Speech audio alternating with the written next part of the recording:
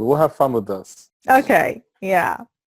So I guess what we can do is kind of give a little bit of background on us and our topic about the monkey mind as it relates to this wonderful book and your work, Patrick.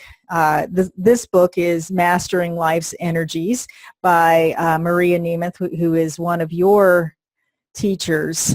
And the work that she trained you in was what you shared with me that has been so helpful for me as a human design specialist and as a projector to learn how to get my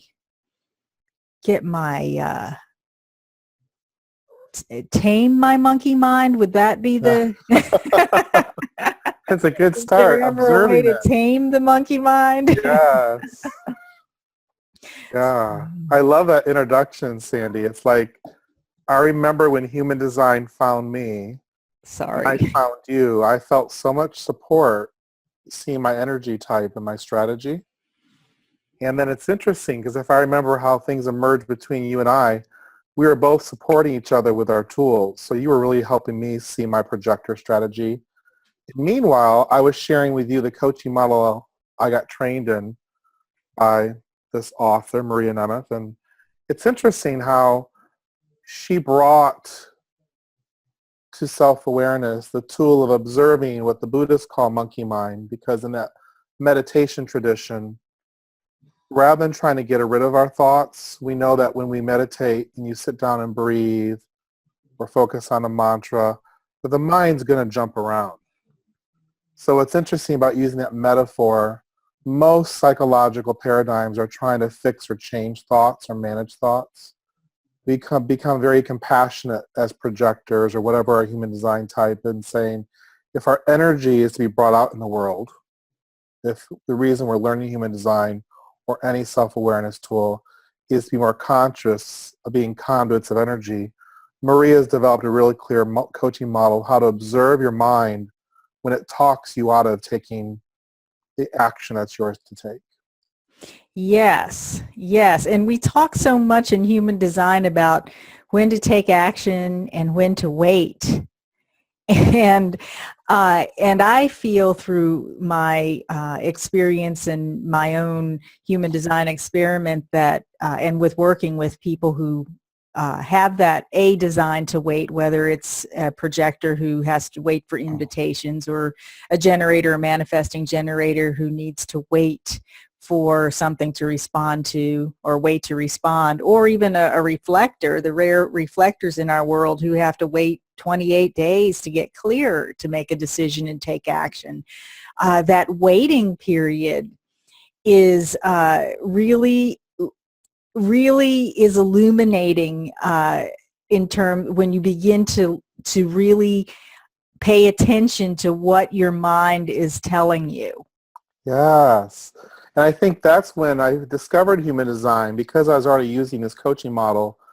What I saw was, how do I discern the difference between wait, which is my voice of wisdom saying it's not time yet to respond, and when am I freezing?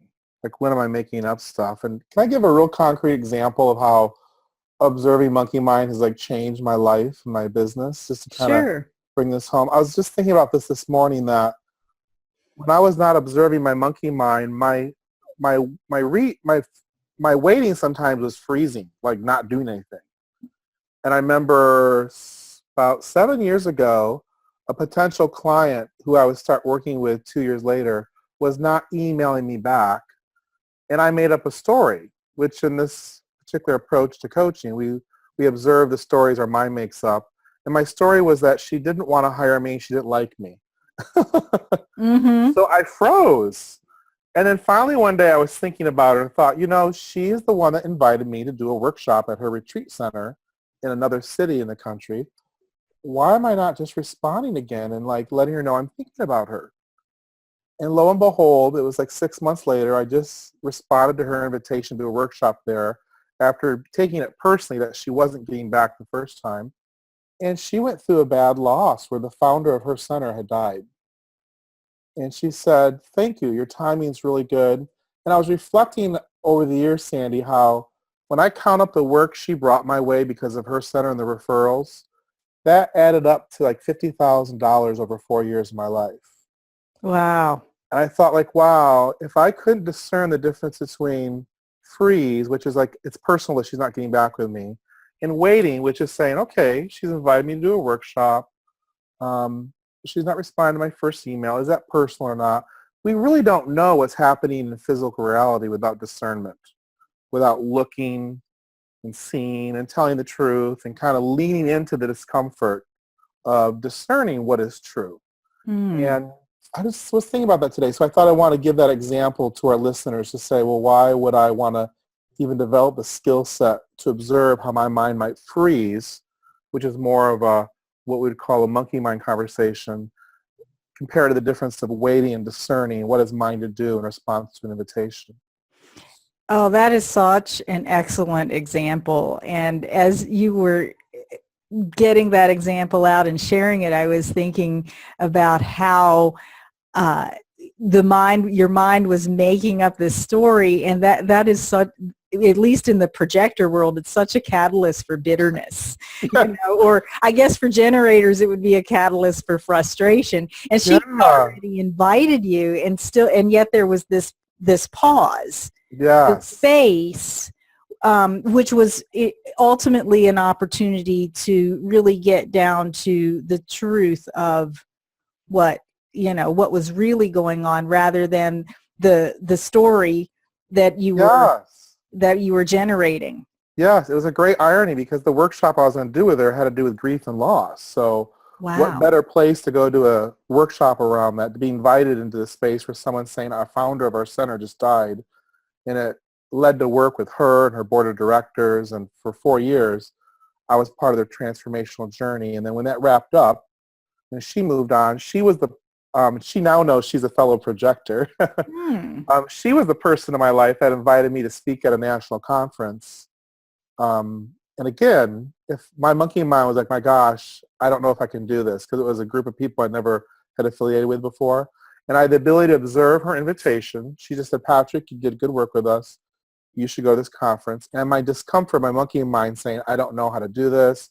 I've never spoke at a conference in Washington, D.C. I even remember the day of the workshop, I'm hanging out at a social hour saying, I don't know these people. And I just kept in the heart that this coaching model in this book reviews, and took the next step, did the workshop for 30 people, and lo and behold, one person came up afterward and said, you coach me. She led to a whole other arena of work. So I think that dance in the world of waiting and discerning, and one of the great contributions of this book, Mastering Life's Energy, is that she does give a very cool, clear framework, and it's the coaching model I use.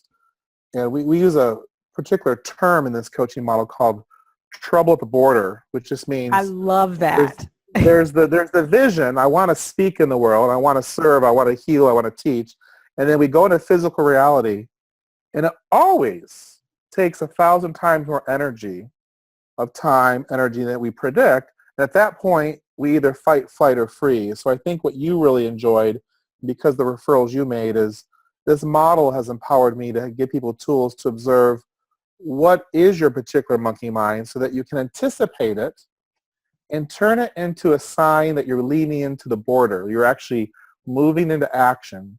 So now that I observe monkey mind, it's more of a sign of acknowledgement. Like, okay, today as we were getting ready for this webinar, because I've never used this technology, I'm observing, I don't know if I can do this. So thank you for sharing, monkey mind. And nothing bad will happen with just Sandy and I recording and getting started.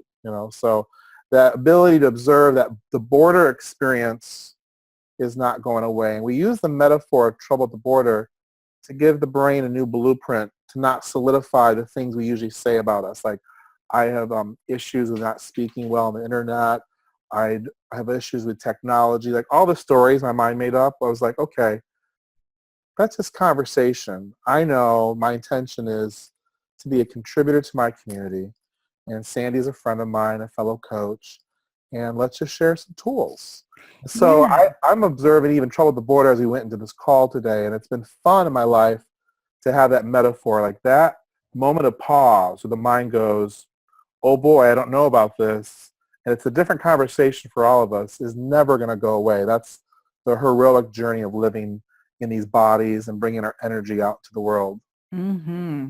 Yeah, that is such a beautiful and eloquent way to explain that. And I love working with the term trouble at the border. And I had sort of a related experience today with trouble at the border.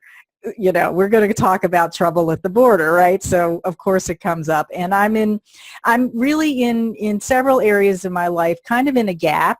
I feel momentum moving me forward into something more, I guess, is how I would put that. I think I know what it is. It may be something else, Yeah. but you know, and when you coached me, what I realized is that my monkey mind tells me when I'm at the border that life is freaking hard. I'll just and my day was like that, you know. And actually Ah, yesterday, leading up today, there were lots of things that just seemed like they were harder than they actually needed to be. And in the time before we got together on this call, I just had to sit and stop and recognize, hey, I'm ready for a breakthrough, because I'm having some trouble at the border here. And then that sort of turned it around for me so that I could just sort of sit back, gather myself, kind of get back into my tools. I sat and I did some meditation, and I did some self-reflection on, okay, well, you know, because for me it feels like I'm riding on three wheels when the fourth wheel is about to fall off when I get to the border. yes. And it's like, okay, where have I, where am I not tending to myself? And that's where I realized, you know, things have been kind of hectic in my life, and it's time to just sit, gather myself, meditate, focus, and rejoice in the fact that I'm at the border, Yeah. rather than to continue to slog Um, and move forward. And one of the things that she talks about in here, in page 18 actually, is nevertheless I am willing. And wow. in my reflections, I was just asking myself, okay, how am I willing today? How am I Yeah. willing to release this resistance? How am I willing to be at the border? Yes. That's, Um, that's yeah. I just want to acknowledge you. Like when we start observing trouble at the border and calling it that and not analyzing ourselves, we're willing to be compassionate in that moment and go, just like every other human being on the planet, my monkey mind's comparing my insides to your outsides, and I think I'm the only one suffering. So the moment we call it trouble at the border, we go like, wow, I must be up to something big, because my mind right now, in your case, you've identified it's like making a story that this is freaking hard. Like I have to like push this through. And it's it feels, it's part of the amygdala that's going off as we look at neuroscience in that moment. And it feels real. And yet in other moments we're able to observe and go like, that really wasn't freaking hard. Or like I'm able to observe, you really don't want me to know everything about this book and be an expert. You just want me to share tools. So we're able to observe the difference between what the monkey mind story is in the present moment. And you really picked the sentence out of this book that's so powerful. When you see that heading on page 18, nevertheless I'm willing, that language was designed to notice that at the border, if we're really at the border of starting a business, being a parent, going on a vacation, we may not even know how to do it. We may all of a sudden one day go feel like, I don't even want to do this anymore. And yet we know in our heart, because in a better place, we said, I'm going to invest in this long-term journey in myself or in giving to the world. Nevertheless, I'm willing. So the questions we ask ourselves become like, who am I willing to be at the border? It's like we don't even need to know why or what. Like that'd be more analysis. Like right Mhm. now, I'm willing to be clear and compassionate with Sandy at the border, because in life, all we have are those sweet moments. It's the moment our kid comes home from school and our monkey mind goes, oh my gosh, I don't have time to work plus take care of my kid. And the person takes 5 minutes to write, to paint a picture with their child. And the kid thinks it's everything. And it's luminosity. You go, wow, my monkey mind was thinking I didn't have time to be with my daughter, my son, and it was just 5 minutes. Mm-hmm. And life is lived at the border. It's not lived in one of the funny overviews, and Maria actually maps out this model in the course. She goes, we're in that visionary realm, those of us who love to study things like human design. It's the realm of what's called the metaphysical, that which is larger than the physical, metaphysical. And she goes, if you just hang out with your visions and theories, we metaphysical. Like we just love, let me get another idea. Let me read yet another book. Let me study this more. And we're all here not just to be in the metaphysical realm, but in physical reality, like to actually bring our intention into physical reality, whether it's with making a meal with love or being with our child with love or doing the next task in our work. And I really appreciate you bringing this up because I'm like, that feeling of overwhelm, for me, that's a good way to observe this, one of the symptoms of monkey mind, and go, okay, if I right now were to list everything I need to do with selling my house recently, with changing my business model, with moving, with trips, I would not have taken this 20 minutes and paused with you. But at the border, it's moment to moment. These luminous moments is what we have. We don't fight, flight, or freeze. We take the next small step at the border.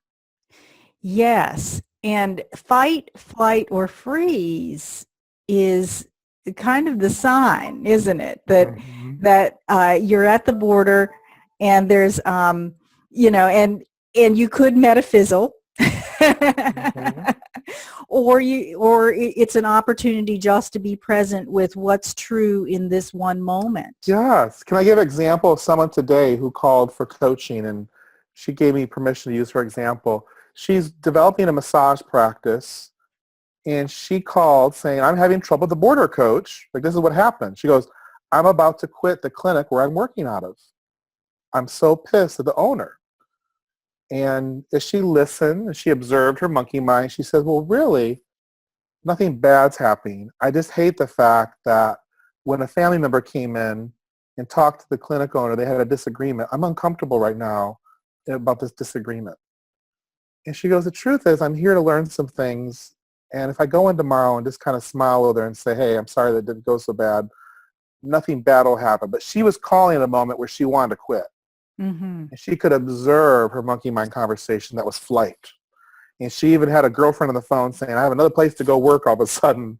And what she saw was, because of her intention to be a well-respected professional, she was nevertheless willing to stay in the discomfort of working there and talking to the owner and probably doing a both and. Like she observed in the book, there are signs and symptoms of monkey mind, and one of them is either or thinking.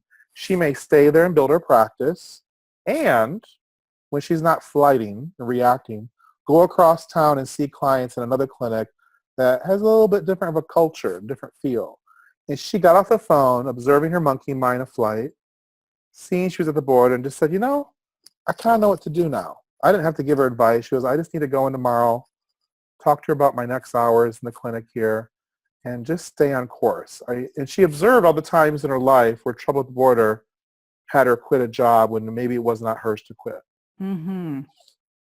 Yeah, that is a wonderful example of the flight thing. That I tend to get into that as well, and that's what some of my monkey mind has been about. It's like, well, maybe I should just change course, or and I've seen that in my life as we work together. I was able to see how I tend to fly or to take flight when life gets a little hard. So, it's such a revelation, and it really just takes that moment to sit and observe. Yes. And that's why I love this whole framework in the context of becoming the observer in your human design experiment, in your experience, is that it gives there's so many tools there to really, yes, and markers to begin to recognize, even though we have strategy and authority, and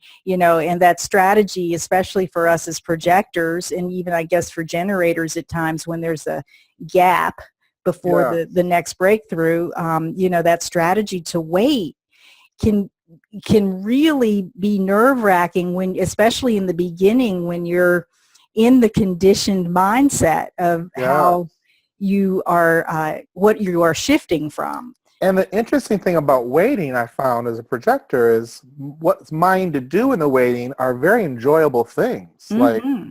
hang out at the places I love to hang out, call the people I love, and then the invitations emerge rather than be like, oh my gosh, I'm a victim because I'm not a manifesting generator and I can't initiate, So Yeah. I've really used my self-awareness about my human design to observe my monkey mind around rationalizing that I can't take action. Yeah. Yeah, and that's a really important point to make when we're talking about the border and the metaphysical and the physical, is that sometimes, and Karen Curry Parker talks about this as well. She's the author of Understanding Human Design and my teacher.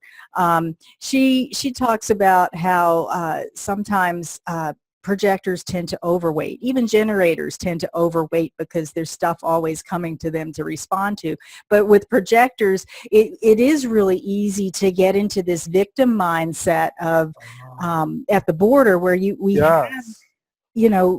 I feel like we come from a place that of pure imagination and I don't know, creative source, because Yes. we're not engaged necessarily in the day-to-day work and creation of physical on earth things, But so we Yeah. come with all of these dreams and aspirations or whatever it is, and then all of the conditioning around that we're raised in.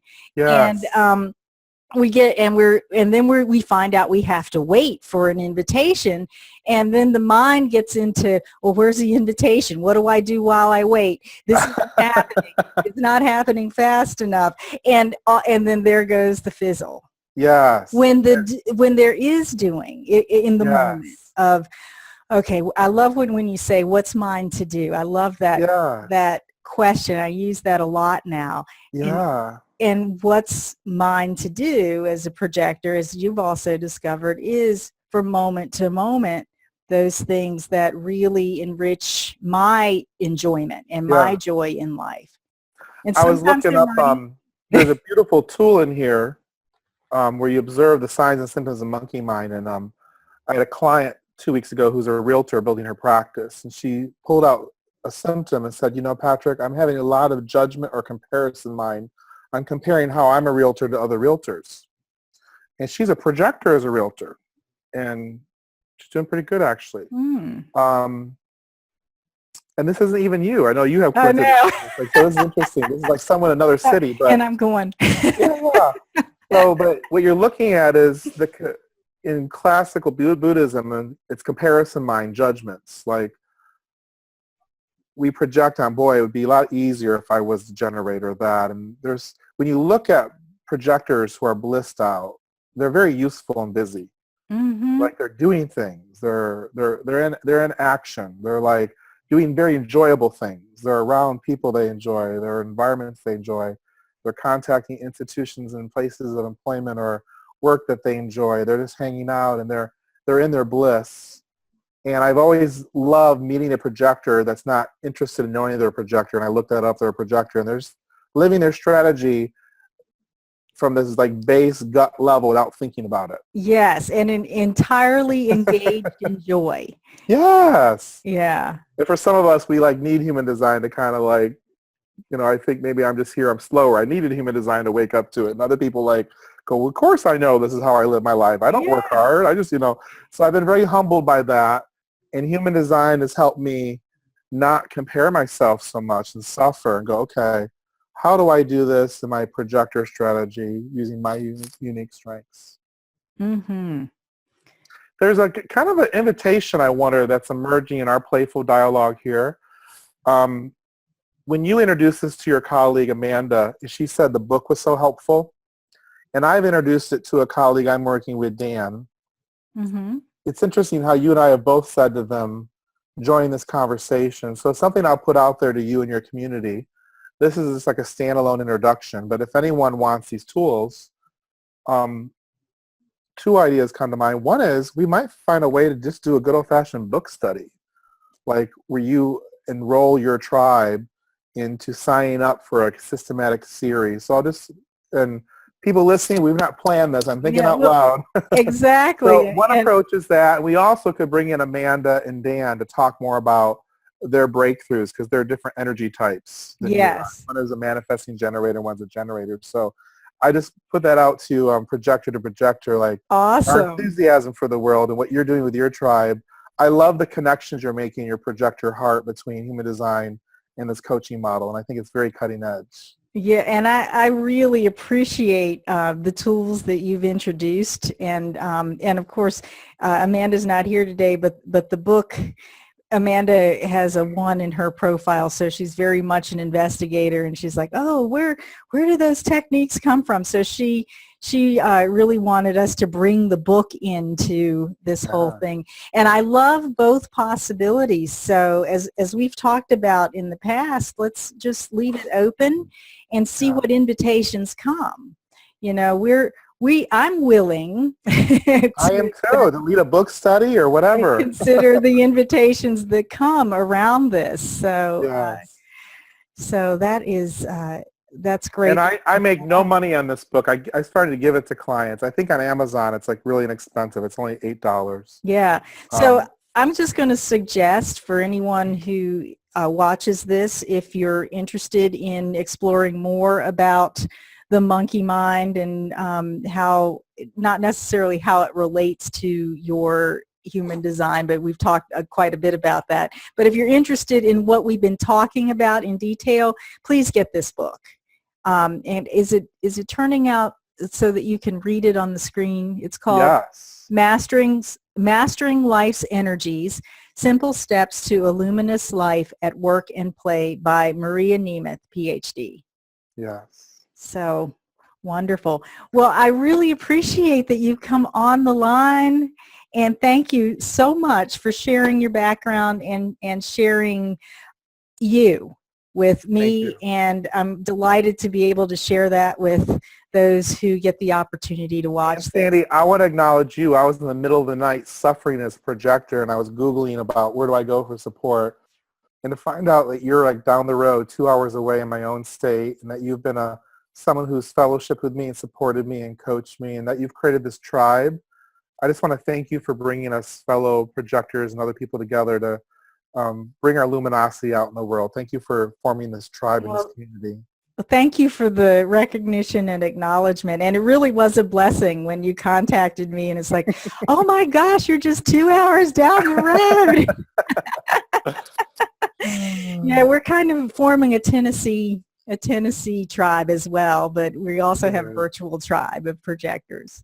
Good. So I am just going to turn it off right here, and we'll just say goodbye for now.